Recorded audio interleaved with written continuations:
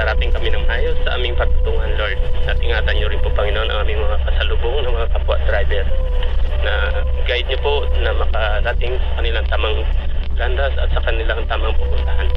Lord, ingatan niyo rin po yung mga bata sa amin, lalo na po yung maliliit po sa amin, si Dongdong, si Mimi at si Kali. Lord, kayo na pong bahala sa amin at i-guide niyo kami ng maayos sa ating papuntahan, Panginoon. In Jesus' name we pray. Amen.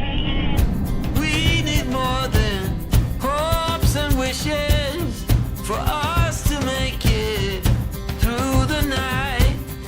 Stormy weather, weary eyes, hope to make it through the night.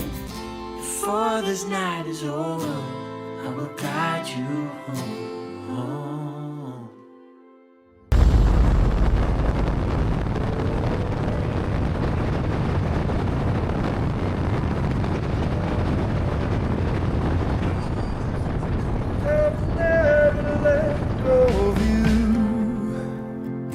Tried and true.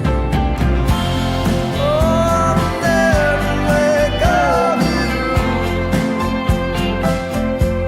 Tried and true.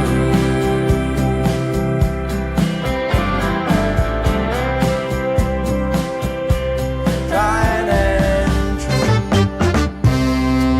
2020 since the pandemic starts. No work, no place to go. So, we decided to travel where we live, Palawan. We don't wait for memories to come. We make them. Bought a camper van for my family. They're so happy with the rides.